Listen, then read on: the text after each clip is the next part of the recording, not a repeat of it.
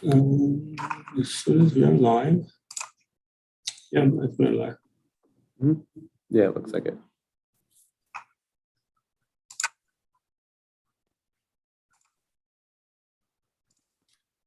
I just need to share the event and we can go from there. Mm-hmm. Okay, sounds good.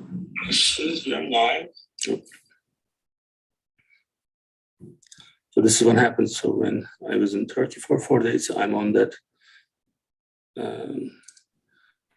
Turkish Standard Time, being late for this event. So what is that time difference? It's a time zone difference, but I guess for something else. So time difference is actually 7 hours. All right, so we share this with everyone, so people should be. All right, good afternoon. Sorry, we are a little bit late. We had some technical difficulties with the state of Delaware. Let's just blame the traffic. So Tanner is with me today. So we are going to discuss our similar issues. Today is September 17th. For those who never watched this session before, my name is Kemal Erkan. I'm the chairman of United Medical ACO. This is more like the Delaware Health and Community Updates, weekly updates that we are planning to continue doing as we started last summer. And so far, so good. Tanner, if you'd like to introduce yourself, go ahead. Sure. Yep. Thanks, Kemal. My name is not Kemal. My name is Tanner Fuchs. I am a member of the business development team here at United Medical, supporting United Medical and the United Medical ACO. Thank you. Mm-hmm. So we have our vaccination updates. We can start with those. I'm going to bring the PowerPoint up. So if I get a couple confirmations from our people in the office, if they are hearing everything okay, they should be, but. Sure. Okay, we can go ahead and get started with our vaccination updates. So something we've been keeping an eye on is the vaccination rate at which we are seeing the administration across the United States as a whole. And how we're kind of keeping an eye on that is the daily doses that are being administered and where exactly that puts us on pace to get to the 75% mark of the population. So I'm sure as you've probably been following along with us at this point, it's something we're keeping track of. And we're kind of been hovering around that 4-month mark now for a while, which is definitely something to keep an eye on as the rate, the daily rate is starting to dip a little bit again. We started to see like an upward trend since the middle or end of July. You can see there, like around July 16th is where we kind of bottomed out. And we're starting to trend upwards as cases did indeed kind of increase across the country. But now we're starting to see a little bit of a dip. So we're hovering around that 4-month to get to the 75%, which as a reminder is where we would like to be for herd immunity. So here in the state of Delaware, we as a population in the state of Delaware are slightly above the national average of just under 60% of people covered. We're hovering around that 63% mark, trending upwards still towards that 75%. And where that kind of aligns with the new case rates. So we're starting to trend upward again, just a little bit. I know, as I'm sure everyone knows, we've been following this kind of upward tick in the cases since the end of summer, as we are kind of progressing through the end of summer and heading into flu season in the fall. Was something to be mindful of is we did start to see trends like this last year as well. So we're kind of seeing that similar behavior. But we still want to keep an eye on it. And we're seeing that here in Delaware. It's really what we wanted to say. So I think the updates are not really changing from our point, right? So we are just explaining these with different numbers. Problem is when you look at the Delaware number only, already 63% got the vaccination. Right. So if you take the pediatric population out of that, that's a bigger percentage. There is still this strong vaccine versus not vaccinated, vaccinated versus not vaccinated discussion happening. In fact, this time I did take some screenshots from our Facebook page. some people are really going crazy. Now, our goal is to share what we have. We don't have any financial return from what we are doing. Our job is to provide the population health for the population that we manage. So if you're not our patient, don't really worry about our postings, right? So I don't know why, like it seems like the unvaccinated people do have more time to do Facebook comments. I don't know what that tells me, but like one of them, Marshall Allen Bailey, she says, or he says, weekly propaganda update. So one of our events. One says, like this is interesting. Currently, 6 people with COVID that I know, none of them even close to be hospitalized. Well, if anyone listening, what we are discussing here is no one is telling you that you are going to be hospitalized, but there will be some. Because if everyone is hospitalized, do we even have enough ICU beds or enough beds? So of course, but when you look at the percentages, chances of someone being in the hospital is much higher. Right. So vaccination at this point is not an option. Right. We'll actually take a look at that trend. That certainly is something that we're starting to see again. That was something we saw early on and was one of the reasons we were pushing preventative measures, and we were pushing the vaccine from the kind of like the get-go of the onset of the pandemic. Was those were going to be our tools to help reduce the burden on the healthcare administration, right, in our hospital systems across the nation. So early on, we were being told to stay home, being told to use masks when the vaccines weren't readily available. But now that vaccines are readily available, it's our biggest tool to help kind of reduce that burden on the healthcare system. So that's why this is a little concerning. We are starting to see that surge in reduction of ICU and intensive care units across the nation as cases are beginning to rise again. So what we're seeing here is, the problem is like we have this graph out here, right? So it's already telling us where the issues are with the ICU bed. So these people who are making these comments, and I'm not really trying to make this personal from by any means. I mean, people are entitled to their opinion. I just don't know how much free time they have, because we have people who are vaccinated, they just like the posting. People who are not vaccinated, they write these mean, mostly not really educated intellectual. Like it's very like, when I read them, I have to I try so hard to make some sense out of them, because it's really bad, so bad. So I couldn't read all of them. But one person is like, why are the vaccinated people are going to the hospital if they are vaccinated? Well, we talk about efficacy, right? So how many times do we say vaccines are not 100% protection, but good enough, right? So no, people, they just want to hear. And I think the problem is if they don't want to be, if they are fully accountable for their act, and if they are not expecting anything from the system, then fine. But then when they get sick, I know that they will be outraged if there are no doctors, nurses, and supplies to take care of them. Right. So this is getting to that point. So we have, this is already, I mean, the science is there. So if you want to be unvaccinated, then take all the drugs out of your system. So stop drinking, stop smoking, stop eating McDonald's, stop all those. Vaccine is not more harmful than McDonald's is to you, right? So I see this guy, and I mean, not going to go into the details. So we don't want to make this personal. But again, what our goal is, look, we are going to share these, whether you like it or not.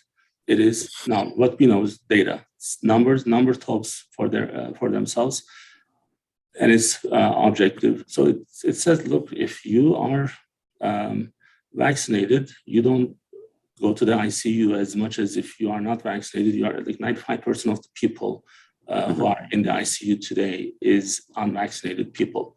Now, so we can only maybe making the message stronger for those who may not understand. And I try to make this more kind of explaining, like people should understand that we have families, we have friends. I have my both parents alive, and my dad and my mom both have their third vaccination completed. They live outside of the United States. Yep. So, and if there's the fourth one available, they are ready to take the fourth one. All of my siblings, they are vaccinated. Everyone that I know close from the family side, they are vaccinated. From the family side, I don't know anyone who's not vaccinated. So, and I was just recently there. And if it was a family member who's not vaccinated, I would make a big deal out of them to get vaccinated. That's all I need to say. So now, because I'm an employer and I have friends, I cannot be so forceful for those individuals. But for the rest, if they're in the family, they don't have a choice. They are going to be vaccinated, at least in the Erkan family. I don't know how the other families will deal with this. So, Tanner, what do we have here?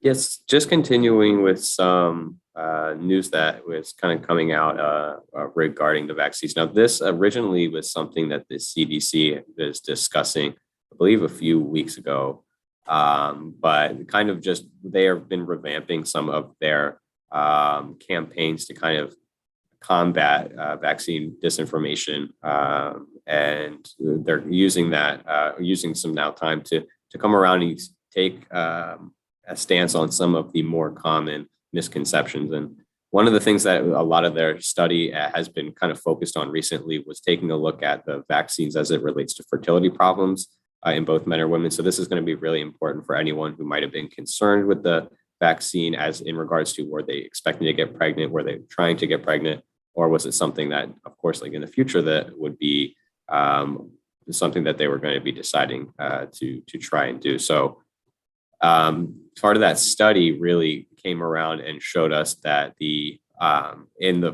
top part here, we're looking at within women, the antibodies that you would have received from the vaccine as opposed to antibodies received from a recent infection, as well as then not having the antibodies from recent infection and or being vaccinated. Across those three control groups, they saw that there was no difference in for actual fertility for women. And then we saw that for men as well. So on the other side of that, there was actually no reductions for men who received the vaccine, had antibodies, and then neither had antibodies from either of those two separate groups. There was no decrease in fertility rates there as well. So they kind of wanted to just bring this back up and kind of use that to combat some of that misinformation and maybe some of that hesitancy as well, which is where we're seeing some revamps in those campaigns, this information Although campaign. I heavily believe that you have to do birth control. So I don't know why people are so freaking out getting more kids out there. So because we have enough kids out there, so just adopt. There's too many of them out there. Don't worry about fertility as much. So the vaccine won't affect it. That's what the CDC is saying. That's for sure. But I think you should do a birth control. Vaccine cannot do it, but birth control can. Please don't do more babies. It's very unnecessary. That's my personal opinion. So,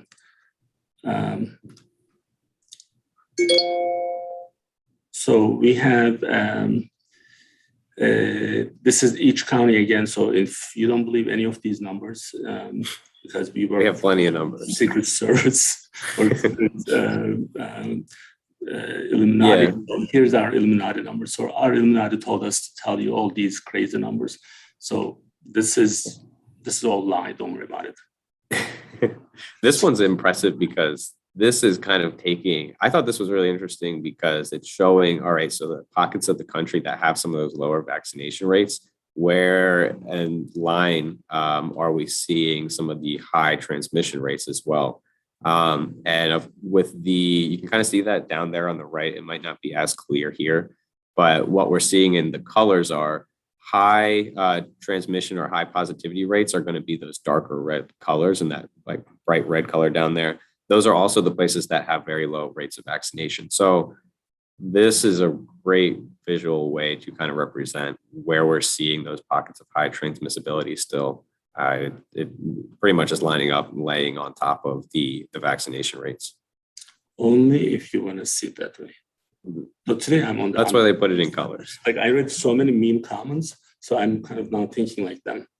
So well, it's interesting. I was actually, Kamal, looking at that recently, because I know we have, like you brought up, we've gotten plenty of comments from whether it be patients or just people who ended up finding some of the posts and deciding to go ahead and comment on it. But if you go into some of the CDC's posts as well, or some of the posts coming out from Health and Human Services, anything like that, all the comments are pretty similar fashion. So I guess we must be doing something right.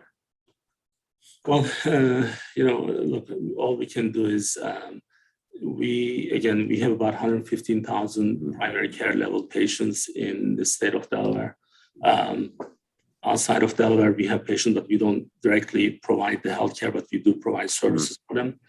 So for those who are in Delaware, we have to do the right thing with the right way and the best out there that's available for them. So I don't care what anyone else is saying. We have to do the right thing for them, for our patient population. Now, the problem that we have to really keep in mind that what will happen when there is no enough doctor who's taking care of you for your routine stuff. How many times your family, your loved ones need to do refill and they're not able to come into the offices these days because there are no providers available. So do we really need to get to that level to understand what the situation is, like how bad the situation could be? So, but the truth is we have responsibilities and we have to take care of those who are compliant with what we are doing, what we are expecting. So they are not, patients don't own the providers. So, look, I have to keep them safe. If I don't have enough providers, there's no care being given to anyone. So we're not going to risk that for sure. Mm-hmm. So that's our public duty, and there's no alternative to that. Right. We have to make sure that we understand exactly what's going on. So the June, I'm getting a message from Anthony regarding this really crazy stuff that happened in Trinidad, Tobago. Do we have that coming up? No, I know what you're talking about though. So I think Tanner is now like he's filtering me, like you're censoring me. So like, remember we discussed we were going to put that. So he's. I didn't have enough time to get into pulling some of that stuff up.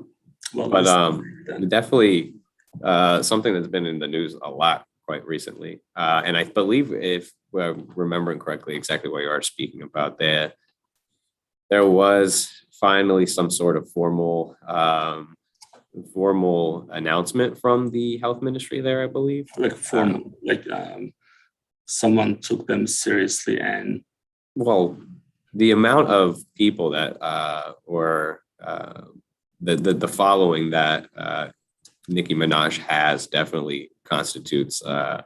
You got to address it at that point because it's millions and millions of people who are seeing this information, and it had real life effects. I know that there were certainly, I think it was in DC or New York, there were some sort of actual physical public demonstrations against vaccines after directly related to. Here I'm bringing that up on the other side. So, it's interesting. Well, it's embarrassing. Yeah. It's embarrassing in so many different levels. So this lady, I'm so glad that I don't know any of her songs. I hope I don't. This lady makes a comment, and how many followers does she have on Twitter? Oh, it's millions. So she's probably more interesting than we are. So then people, her cousin got swollen balls from the vaccination. This is the stupidity level of this is not measurable. Extremely hideous and stupid. What's more stupid is someone from the government took this seriously because she has so many followers, and then they said, well, this is not the case. This didn't happen. This is just a bogus news. So, but this is what we are keeping ourselves busy with. Like, is that, I don't know. I don't know if this has to happen. Well, apparently even Anthony's reading this, so that means it's making. Well, it's been everywhere for at least the past few days. It seems to be. It dominoed into a like very big. If she's not vaccinated, then her boobs are swollen. Those are not real, right? So every part of her body is swollen. Like, why do they think that it's just her cousin's balls? Like, every part of her body is like it's gonna explode, and she's not vaccinated, I guess. Right? I'm not sure if she said she was or not. Are you really reading it? I'm trying to. Oh, good job, Tanner. So, I mean, the comments. Okay, you know what's funny? So, news coming from that picture, that lady, is being taken seriously, and people are following that. She has apparently 22.6 million followers. Yeah, I knew it was a lot. It's a big influence. Like, they should shut her Twitter account down. Of course, they won't. But anyway, so this is what the stupidity that we are dealing with. And it's kind of discouraging because every week when we are trying to really provide meaningful, Richa says she's not vaccinated. Thank you, Richa. So every week when we are trying to give you guys meaningful update, this is not interesting, but someone with every part of her body is swollen already is complaining about someone's balls being swollen. Like, come on, like, just get a life. Does she even like sing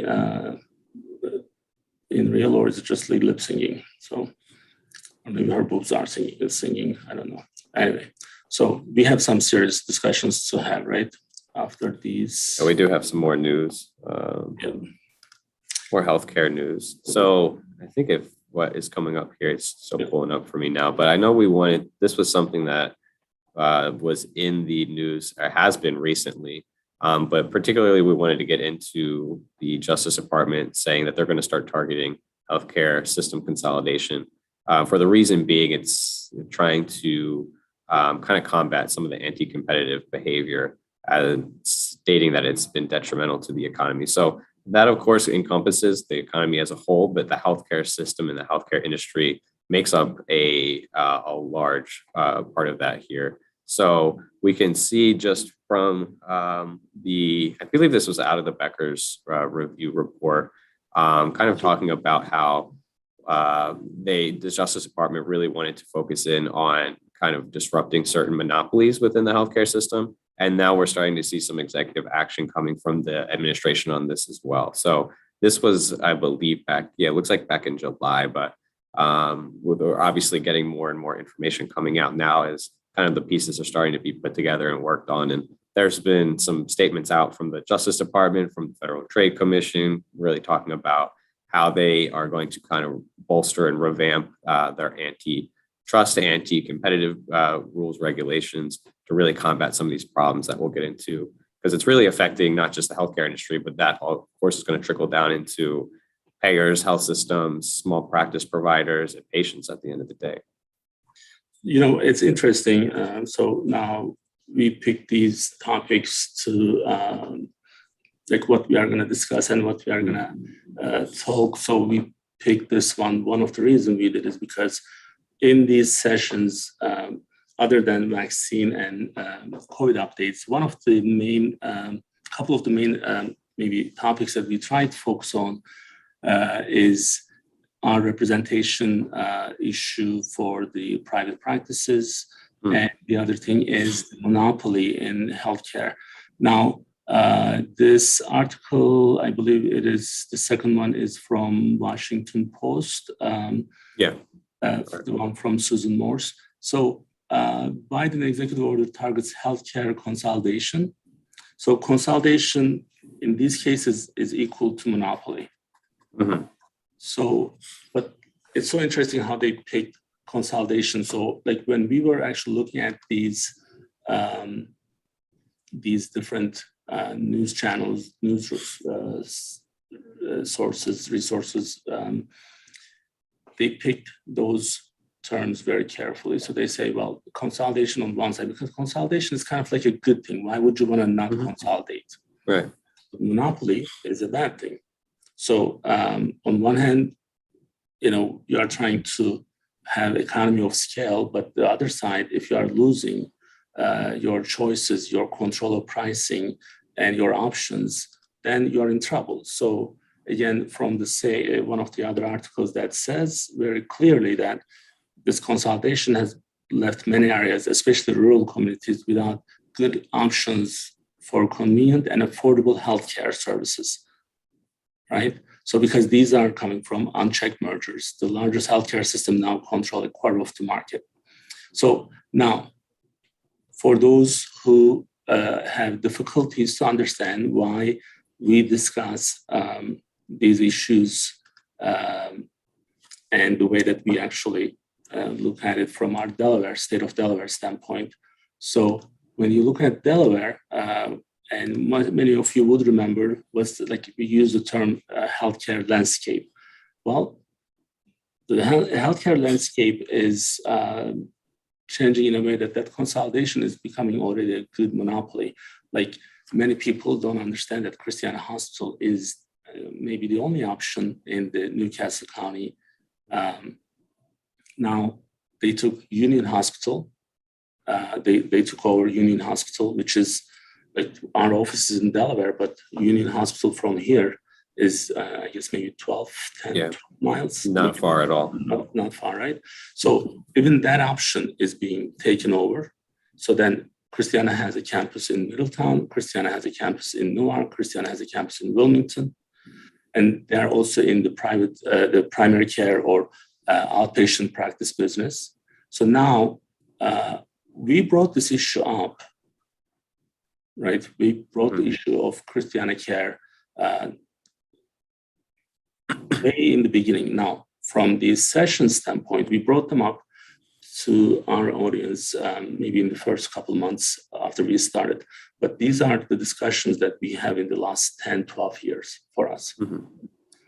So the news is important because this monopoly is taking your choices away from you. And you may say, well, why do I really need to care about that? You may say, well, what I can do to stop this? Well, being aware of what's happening is important, number one. Number two, understanding the structure of these businesses is important. Like as they label themselves nonprofit, this is not the case. And also understanding that you are paying for the service. Now, here's actually, these articles are kind of focusing on, like, let's say, two hospital systems merging into one or one taking over the other one. But we brought up another issue. I believe it was in May this year, right? If I think I know what you're talking about, it's regarding those health systems, those hospital systems with the payers as well, because that's a big part of the stakeholder discussion here that might not be one that necessarily is thought of right away. And kind of like what sorry to cut you off, Kemal, but what you were discussing of why this is so important is these problems have been things that we've been discussing for months now. And that's kind of really what we've taken on with the UMACO sessions, is to kind of dive into some of these problems that we're seeing and the repercussions of these problems and what that means for our patients. So some of the arguments that we are seeing for the consolidation might be, this is going to end up lowering the cost of care for patients while improving a quality of care for a patient, or this is going to really kind of revamp what we saw, I think, early on with some of the Christiana consolidations and mergers.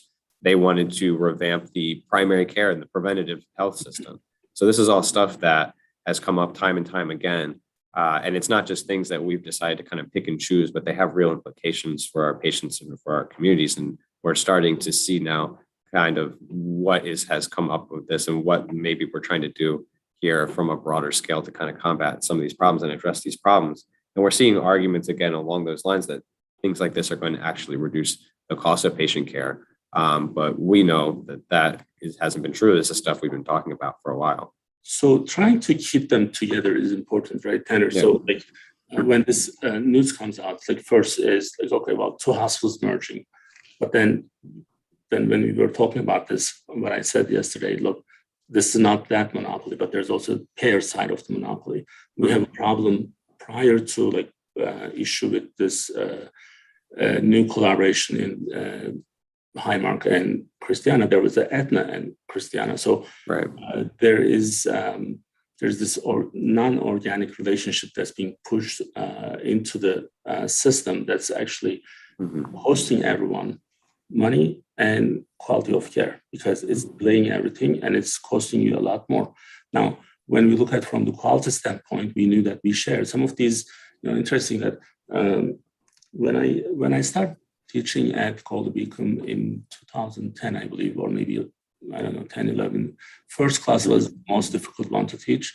But once you repeat the same class, there's a lot less preparation that you need to do. So I feel the same way now with some of our sessions, because when I see the news coming out, well, we already discussed and we already have our materials to talk about. But what we can do to kind of,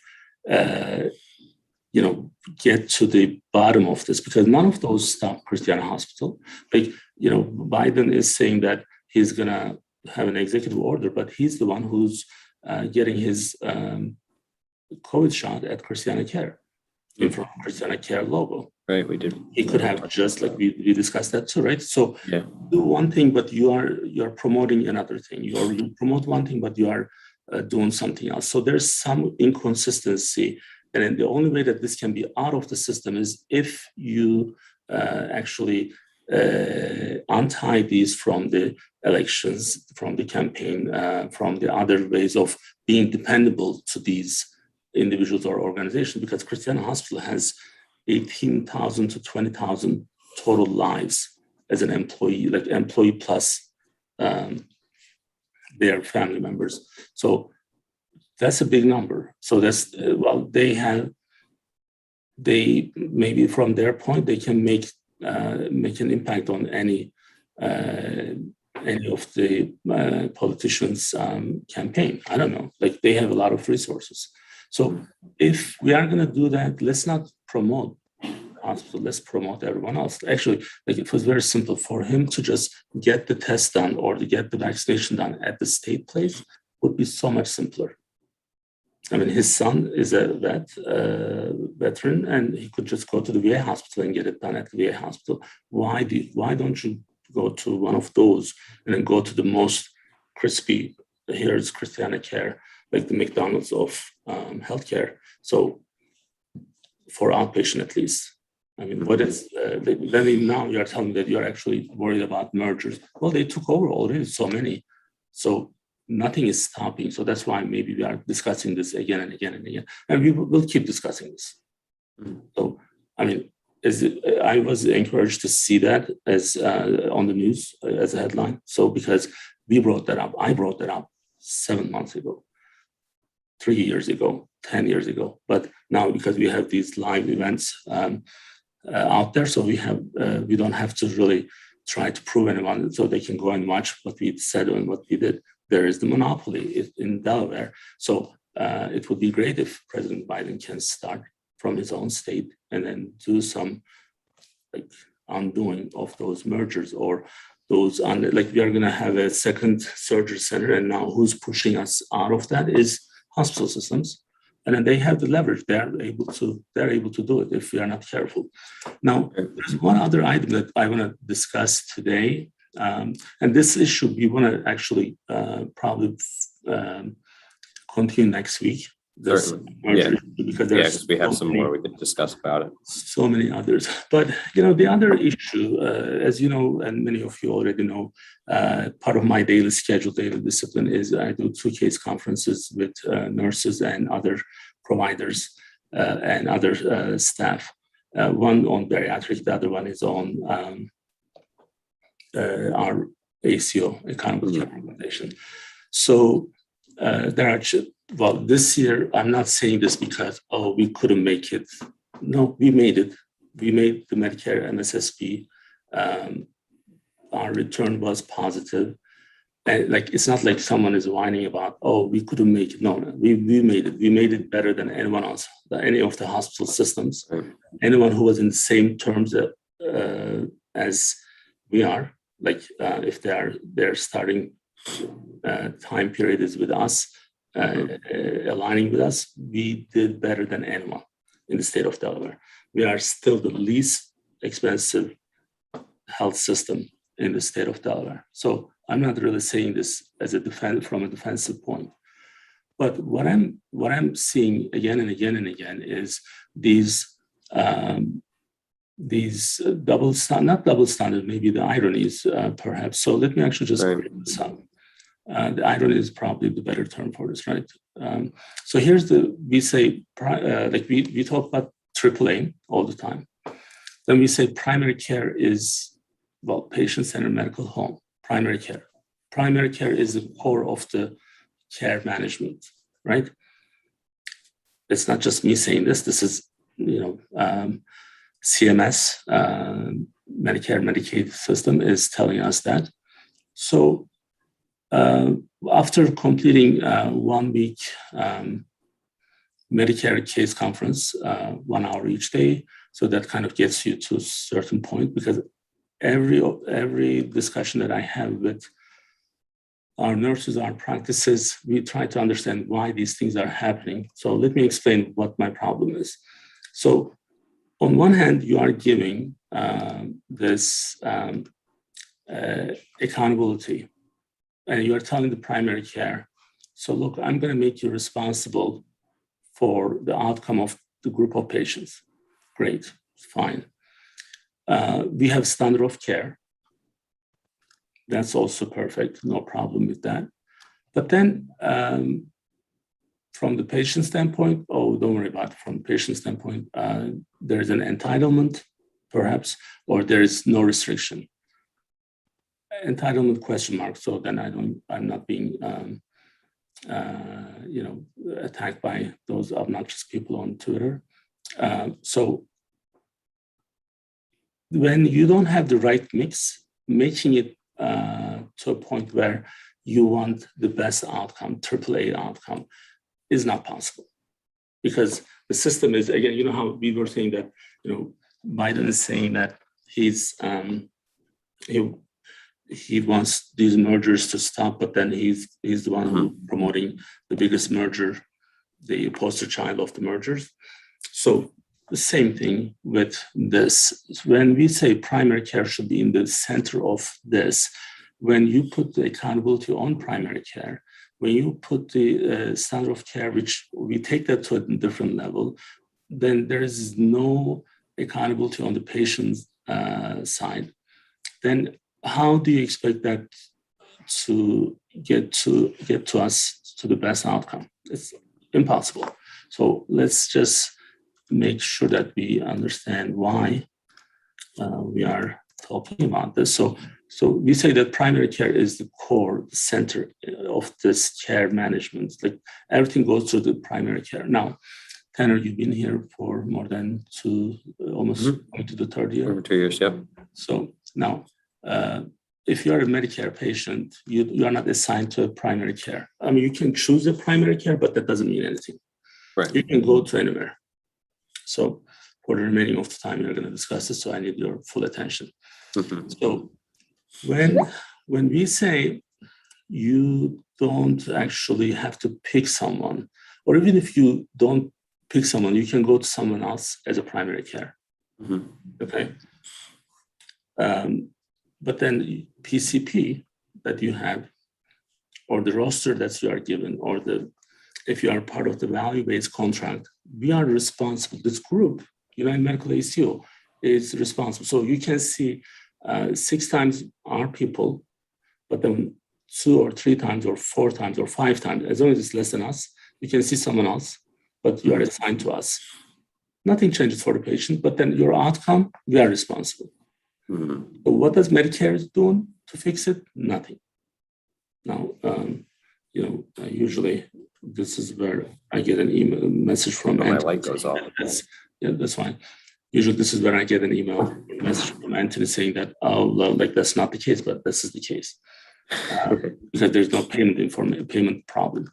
So when you don't have, when you have the freedom of going to anywhere, because Medicare is not designed for free care or like unlimited care. That's not how it's designed. So I can discuss that with any of you from the beginning of Medicare, why and how Medicare started. So even the life expectancy wasn't this long when it was designed because there's a big deficit of CMS. So when we know this, now you are giving no responsibility, accountability to the patient is one problem. The other problem is you are not giving any accountability to the specialist and the hospitalist, the hospital facilities. So the hospital ED can see the patient for non-emergency stuff and get paid. So is it that difficult to understand? Like, I really need someone to just say, look, well, you know what, Kemal, you're absolutely right. Let's fix it. This is not happening. So they're still trying to come up with these crazy stuff. Look, let's fix the basics. Like, why is the patient going to the hospital? Medicare patients, right? They're going to the hospital for ear pain, earache. Like, is it the most disgusting, ridiculous thing to do? To send someone who's 71 for an earache and pay the facility. But then organization like United Medical ACO is responsible for the outcome, cost and quality. That's not gonna get us anywhere. That's because that's not an honest system. That keeps the honest people. That's pushing the honest people to be dishonest, and that needs to really stop. So then the other thing is that patient goes to the specialist, and then they haven't seen any PCP. Now, if any of our specialists is watching this, I'm also using this as our business meeting, or if you are not part of United Medical ACO, but you are part of other organizations, I would ask a cardiologist or nephrologist or pain management doctor, like patient Medicare disability group patient, have it's a high demand group. Why would you see that group without the help of primary care and take that type of liability, right? So it's like supposed to be so simple because Medicare is not taking care of that problem. Medicare pays regardless of whatever it is, who sees who, it doesn't matter who refers patient can be self-referred. So many problems. So just to kind of clarify for anyone else who might be listening to and to kind of bring your point back around.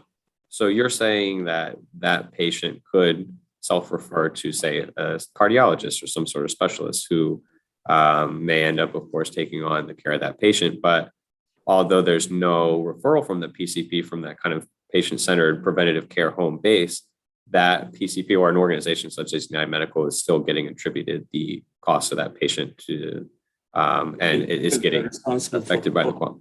Okay. We are responsible for the total cost, but the better, more important is the quality. Right. So if I have a complex patient, would I want to see that patient just by myself as a specialist? If I'm, let's say if I'm the cardiologist, what would be the better course of action is the patient has an established relationship with the primary care, and the primary care is the one who's engaging the specialist, referring the patient to the specialist, and then you refer the patient, you send the patient back to the PCP, or you keep the patient because you have to keep treating them for the problem that you are referred to. So right. In this case, that's not happening. And if you forget about the value-based contracts for a second, there's still malpractice issue. There's still liability of the practice, liability of the providers. I don't understand why they would do it. Now, when I say this because I know my data, my numbers, like our demographics. There are 4 groups of Medicare patients, and 1 group is Medicare disability. So for them to qualify for disability, they need to be under care of a provider anyway. So if you start seeing this patient without knowing what their issues are from that provider, how can you provide a good standard care for that patient? Now, patient is fine with that because they don't, No cost they, to they them. see that as a headache, but no, it's not a headache. It is the standard of care. It's sharing the liability of that patient made decision-making, multidisciplinary approach, and all that is together. So now we have to come up with a protocol saying that, look, specialists, so you don't see our patients unless they have an established relationship with a PCP, because that's the core. Now, my issue, Tanner, with this one, which again, this is another one that we need to continue discussing, is if the PCP is in the center of the care management, the care being provided, how can you make them accountable for something that they are not able to control? Great question. So, it's almost like you, like a teenager, someone who's 15, and you give them $100,000 allowance, and they're on drugs. They start using, they become drug addicts. And you're like, oh, I wonder what happened. I did give them a good, education. Well, you give them $100,000 a week, so they're going to actually go crazy and then do some crazy stuff, right? So there's no control. There's no way of addressing those types of issues. You're just having freedom of, it's freedom. No, there's no freedom, sir. There is what you pay is what your freedom is. What we design, Medicare doesn't have that, same thing for Medicaid, does not have that full freedom of, you can do whatever you want. That whatever you want is not okay.